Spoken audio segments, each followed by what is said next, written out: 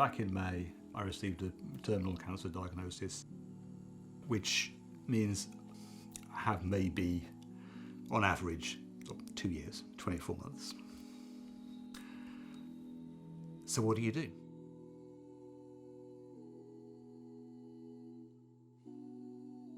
I've been writing for over 30 years, and it's gradually become a bigger and more important part of my life. About 11 years ago, I gave up my job and became self-employed. So as a consultant, I could earn more money in a shorter period of time and have more time for my creative writing. Back in January, we took another step there, and actually I became sort of semi-retired, as our financial advisor said. So my intention was to keep on writing, to be working on the projects that I had, to be developing new projects. Always looking towards publication, looking to get plays performed, get poetry out into little magazines and things like that. Maybe put a volume together. The strangest part of that plan was that I thought, well, when I get to about 70, I'll learn Italian in the meantime. I'll get to 70, I'll spend my 70s translating Dante into English, right? It's a strange sort of idea, but the sort of thing that would give me satisfaction. In May this year, I was admitted to hospital as an emergency and was operated on for bowel cancer. That had actually spread into the liver, so I was told at that point that it was effectively a terminal diagnosis. So what do you do? What do I do with that? And I've decided, basically, to do what I would have done to some extent, but with a renewed focus.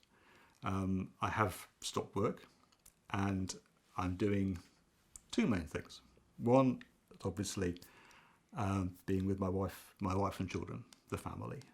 The other thing I'm doing is concentrating on my writing to finish things that I want to finish, that I need to finish, and as much as possible to get those things out there. Because obviously, until other people read them, until other people see them, they're only half finished, they're only half done. So I'm finishing a young adult book. I'm writing poetry, working on sequences of poems that I've been thinking about for years. There's one which is based on places in North Wales. It's the area where my father grew up, where he came from, where we used to go when I used to go as a child. It's where my parents retired to, and again we visited with our children. And it turns out that's one of the main sort of psychic landscapes in my life. The place I grew up, Wellingarn City, turns out I'm not that fussed. But that particular part of North Wales, actually I am very fussed about. So I'm writing a sequence of poems about that, based on the places there and places that I've been or things that have happened. The church where my parents are buried, and my grandparents and great-grandparents, and it's like a sort of, you can see them, it's like a sort of ripple moving out from the church as the cemetery gets fuller and it moves out. Writing about these sort of places, and it becomes a meditation upon those places, upon me, my relationship with my parents, particularly my father, and then also there's then about thinking about my relationship with my children. That sort of works in there as well. It's probably going to be fairly dense, but so what? Why should poetry be easy? Beyond that, I don't know. Time is limited. I'm going to make the best stab of it that I can. If that gets finished, I will. If I've got time, I'll get on to something else. I would love to write a short non-fiction book about history. History is about the why. Why is this? Is what R.G. Collingwood talks about. He talks about the rethinking past thoughts. That you can look at a Roman site, you can understand it, and you do that by actually rethinking what the Romans thought when they did what they did. Yeah, that's what. And I'd love to have the opportunity to actually get a short book about that sets that out. Whether there's time, I don't know. I'm just going to get writing, see how far we can get. If I've got more than 2 years, I'll write more. Simple as that. I'm sometimes extremely jealous of musicians, right? Because they can make sounds, they can make this music, and it just gets you, viscerally. That there is something that happens. And it's not that it bypasses the mind entirely. There's something because you can get, there's content in there, but it just grabs you. And I think that's why can't I do that? The writer. I mean, I want to be able to do that, to speak as directly to people in that way, but because we're using words, can't quite do that. So we have to accept that, give it the shrug. That's the limitation of the art forms. But to be able to really get at people, to make them experience something, that's really what you're trying to do. And that may be a very serious thing that you're trying to get them to feel. It might be something really, really light. It's what the philosopher R.G. Collingwood talks about, the emotional charge. I can't make you feel what I'm feeling, because actually you can't convey feelings. But I can get some impression of what that does to me into my writing. And then the reader gets that. Hopefully the reader then says, oh yeah, I've got that. And that's really what you're trying to do. If I'm writing fiction, that goes straight onto the computer. About 30 years ago, I borrowed an old manual typewriter from someone, and I borrowed a teach yourself typing book. And for every day for a month, I spent an hour teaching myself to touch type. That hour, over those 30 hours, are probably the best investment in time that I've ever made. So I'm not picking at keys, I'm touch typing, I can see what I'm writing, and it just goes down there. If I'm writing poetry, then that usually starts on the page, or written with a fountain pen. And then at some point, I'll transcribe it to the computer, and then we get into this horrible pattern of some of it happens on the screen, and then I go and tinker with some lines on the page until we get something that is reasonably respectable. And that's how it happens. And then you write it. You write your first draft. Your first draft is horrible. It's always going to be horrible. And then you rewrite it, and you rewrite it, and you rewrite it. The rewriting process, the redrafting, that's when you actually find out what the poem is about. You might have your initial thought that this is what I want to write about, but it's in that writing process that you actually find out what you want to write about, and that's when you do the thinking. And I think, certainly for poetry, it's about finding out what I think, because I don't necessarily know until I start writing. There was one poem that I wrote recently, it's called The Republic of Bees. When I started writing that poem, I was a sort of casual monarchist. I wasn't that fussed about them, but I thought we might as well have a royal family.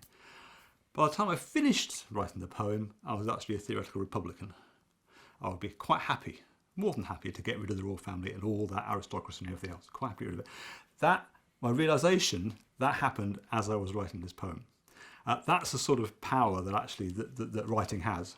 So it's not saying, "Oh, this is what I want to say." Boom.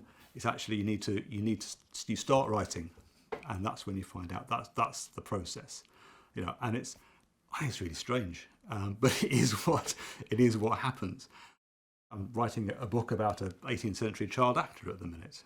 That started out as a sort of picaresque story, a bit like model on something like Tom Jones, about his adventures through 18th century England, into Bristol, to London, all the things that happened there.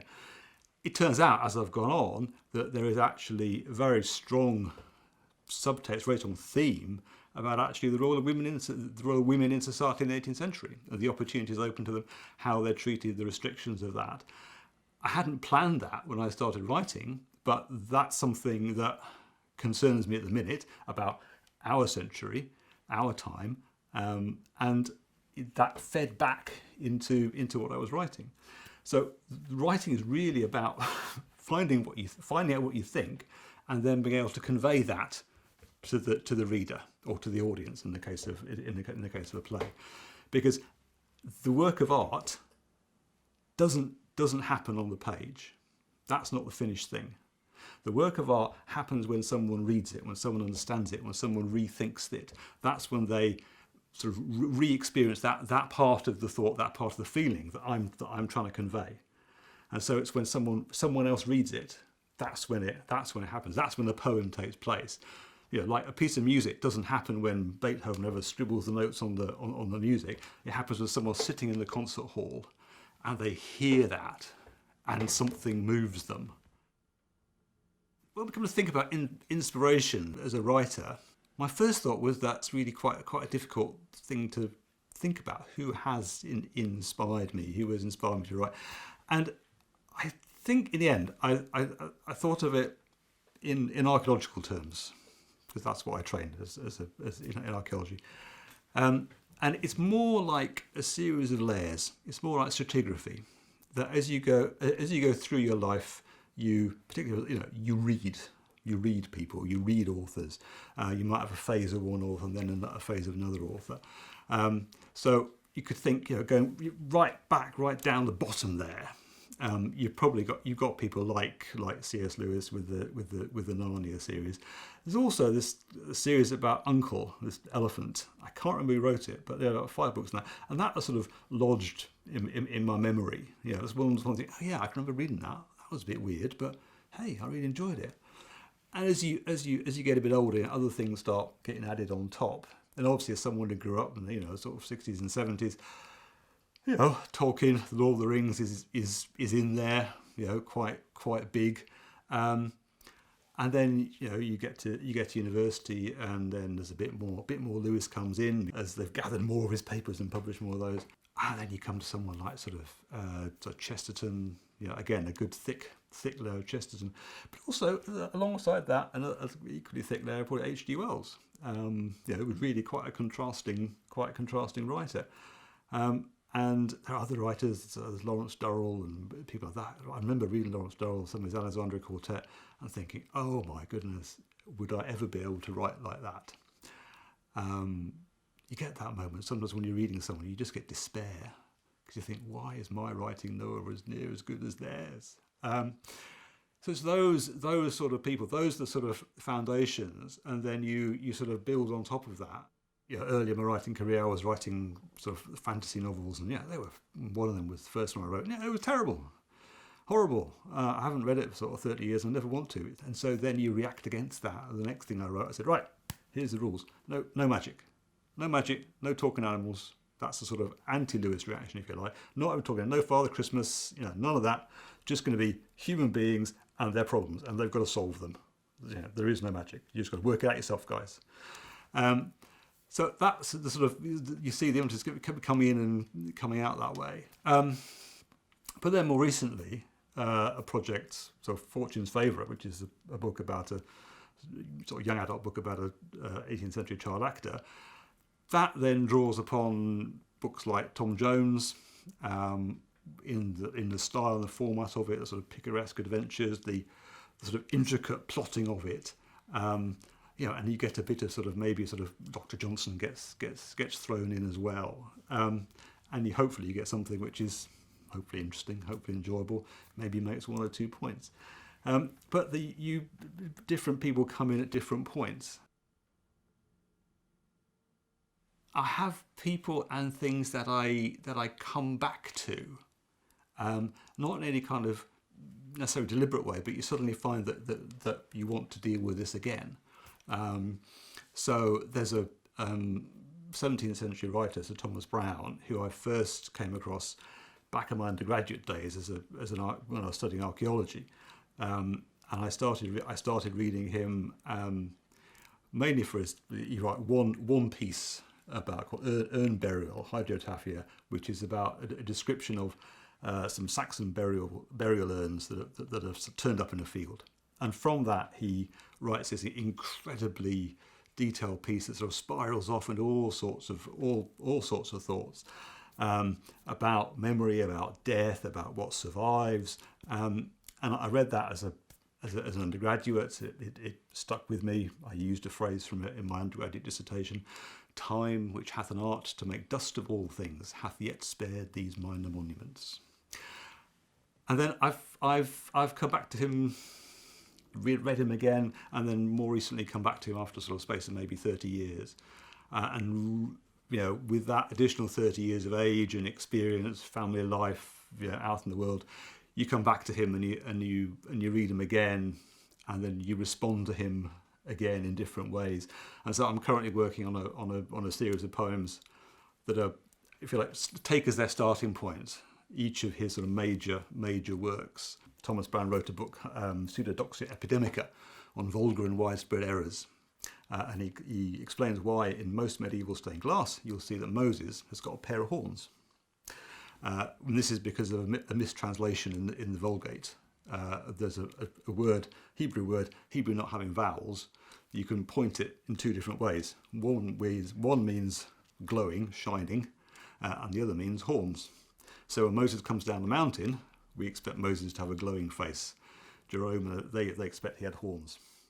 So there's a poem about that, and about authority and how we understand things, and do you just believe what the ancients have told you, or do you rethink it, and all around those sort of things. A writer who's sort of underpinned a lot of what I do, and a lot of how I think about my writing, is R.G. Collingwood, Oxford philosopher, historian, died in about 1943. He wrote this book, The Principles of Art, where he's trying to understand how this whole art things works, picking apart the distinction between craft, which is great, nothing wrong with craft, and art, and then understanding what it is that we're trying to do. And his conclusion at the end is that art is about language, not English or German but actually about the communication that happens, about getting what is in you across to another person. I would love to encourage some people who've been maybe thinking about writing to actually pick it up and start writing, maybe continue writing with more serious, more intention, putting in the work that is needed. You have to sit down and do it, and it's flipping hard work, and it makes your brain hurt. That's what writing is about. Writers will almost do anything else other than write, but writing is the one thing that they really want to do. The important thing for any work of art, whether it's poetry, whether it's music, is that actually it gets to an audience. The job's not finished until someone's read it or seen it or watched it or played it and heard it. So for me, it's important to give people an opportunity to read my work, to read my poetry, the things that actually contain some of my deepest thinking, some of my deepest feeling as well. If one person started writing really good poetry just being sparked by my book, I would be absolutely over the moon. That would be wonderful.